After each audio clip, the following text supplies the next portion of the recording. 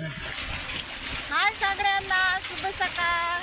तर आज चाललो आम्ही नाल्याला काळीवर, कारण की तिकडले रस्ते लय खराब आहेत आणि या लागू राहिलं बटाईच्या रस्त्यानं. इकडून असं वर गेलं नाल्याचा की आमच्या बटाईचा रस्ता आहे आणि इकडून असं गेलं की काळीचा रस्ता आहे. आणि नाल्यात पाणी बा किती आहे, याच्यातून चालली आता बंडी पाण्यातून, कारण अजूनही धार चालूच आहे नाल्याने. आणि हाच तो नाला आहे जो आम्ही पावसाळ्यात एवढा पूर येते या नाल्याने की इकडे लोक इकडे अटकतात आणि तिकडे लोक तिकडेच अटकतात. आणि अर्ध्या वावराला खाय आता हे असंच पाणी नाल्यानं, पाण्यातूनच जावं लागते. पाणी काही कमी नाही, पण पाण्यातून बंडी चालते आणि त्या गाऱ्यातून बंडी फसते. त्यासाठी चाललो का मग पाण्यातूनच.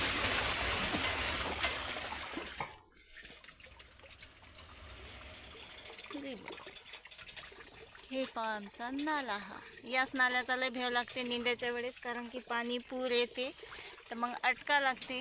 त्यासाठी बटाईच्या रस्त्यात वावरातून लवकरच निघा लागते आभाळ पाणी आलं की.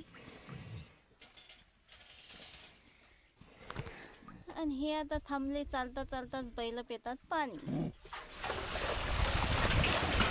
चला तर मग आता वावरात, वहिनीच्या वावरात आहे आज कापूस. आज का मला कापूस याचा लागते का नाही, आज मला कापूस याचा लागते का सर्व याचा लागते माहीत नाही. पुढे तर लयच पाणी वाढू राहिलं या नाल्याचं आणि सारं तोंडातही जाऊ राहिलं ना, अंगावरही उडू राहिलं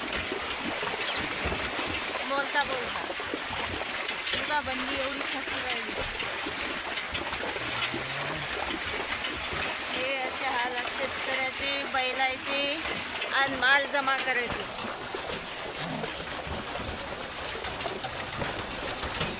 फुल नाला भरलेला, इकडे तिकडे तरी काहीच नाही पाणी. हे पाहू शकता तुम्ही, वावराले रस्तेच नाही माल जमा करायला. आणि पाणी चालू असलं की तर लय मग टेन्शनच आहे. आणि पाणी आहे सगळं गावातलं नाल्याचं पाणी येते. या नाल्या जशी काय नदीच आहे पा, नदीचं पाणी तरी स्वच्छ असते आणि हे पाणी एकदम असं खराब आहे, खराब. झाड कुठली झाड तिकडून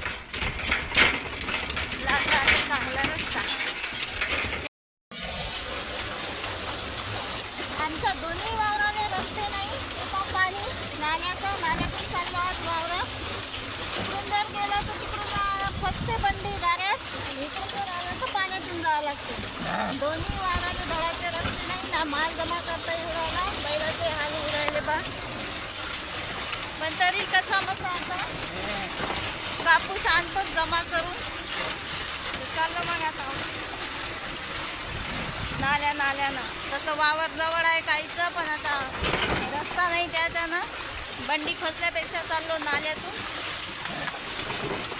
बंडा नाला फुल भरलेला आहे पाण्यानं, सगळी रेती आहे. इकडून जरासं सोपी जाते बैलाले, पण तरी बैलाचे हाल होतात. पाण्यातून होडता येत नाही, रेतीत चाकं फसतात.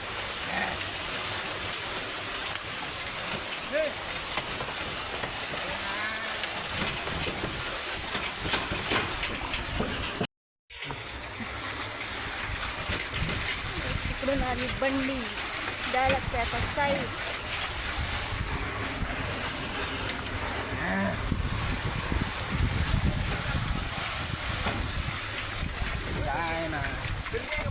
नाही जाऊ द्या लवकर.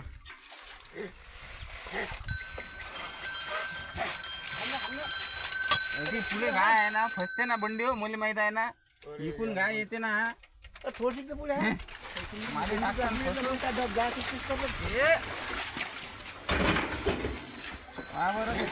गप्पा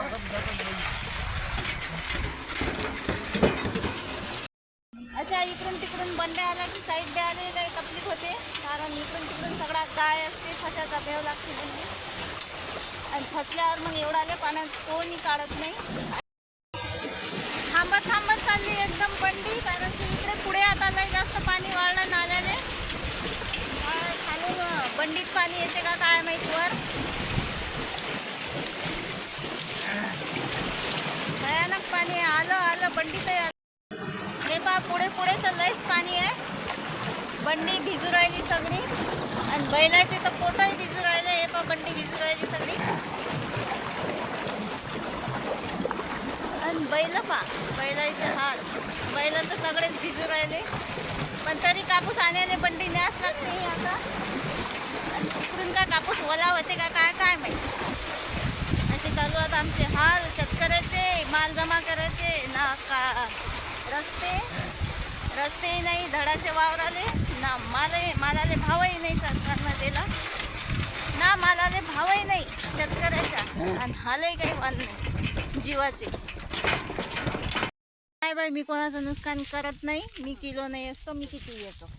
तुमचं म्हणणं काय आहे सांगा. येत ना किलो नाही किलो नाही कशाने याचा मी तुम्हाला काही म्हटलं ना मग किलो नाही येत ना.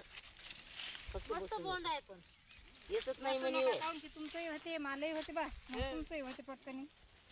चला पोचलो वावरात.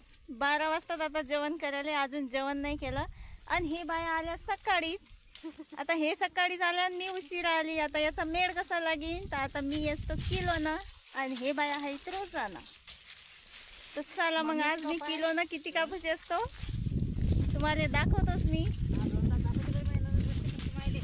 हो अंदाज दाखवतोच तुम्हाला मी किती असतो. तो 10 किलो असतो का 5 किलो असतो पण असतो किलो ना. कारण की वहिनीचंही नुकसान नाही झालं पाहिजे आणि त्याचंही मन तुटलं नाही पाहिजे. ते बी गरीबात आम्ही बी गरीबच आहोत म्हणून गरीबाले गरीबाचीच जाण असते. त्याच्यानं मी आता 12 वाजता लागतो आणि असतो किलोनं कापूस.